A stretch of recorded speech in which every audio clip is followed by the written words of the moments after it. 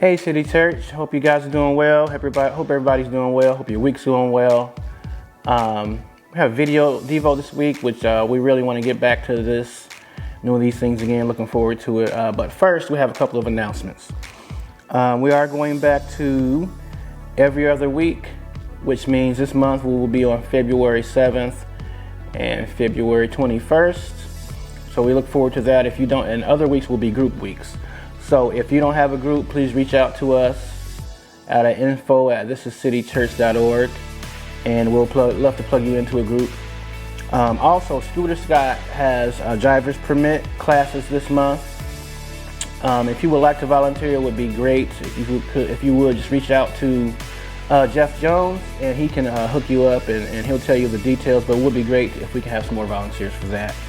And lastly, but not least, we have something really cool right here. All right, so City Church swag. I know it's nice, right? All right, so we'll have those Sunday. If you're in person Sunday, just grab them. They'll be at the table. If we run out of them, run out of stuff, then we'll order some more. We'll be back in the next couple of weeks. So that's it for the announcements. Just for this video, Devo, I just wanted to kind of piggyback off of what Brian and Tenacity and actually a lot of people in our church were talking about, and it's scripture, Romans 12:2 and 3, which says, "Do not be conformed to this world, but be transformed by the renewing of your mind, that by testing you may discern what is the will of God, what is good and acceptable and perfect." So transformed, or conformed, I should say. I kind of had I looked it up. You would think what what conformed mean, but I actually like this interesting definition. It says to act in accord with the prevailing standards, attitudes, and practices of society. And so we're not to be conformed to the world, meaning like we act like the world, or there is no difference in us between how the world acts and how we as God followers, as children of the Father, how we act. So we should be totally against what is going on with the world, because culture changes.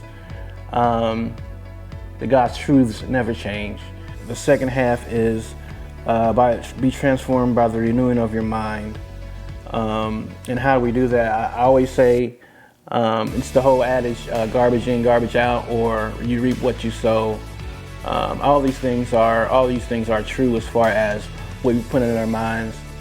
The battle of the mind is so prevalent.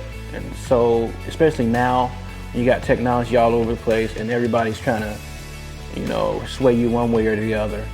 And so, as Christians, we don't want to be swayed in the wind. We don't want to go with whatever culture says or whatever this person or that person says. We want to make sure we are aligned up with what God has for us. And how do we do that? Which is, again, attending church, of course, but spending time with God, reading His Word on your own. Seeking godly counsel, listening to godly podcasts or podcasts about, scripture-driven podcasts. Always singing songs about God, worship, seeking godly counsel. All these things will help us. Can help God transform our hearts into what He wants us to be instead of what the world wants us to be.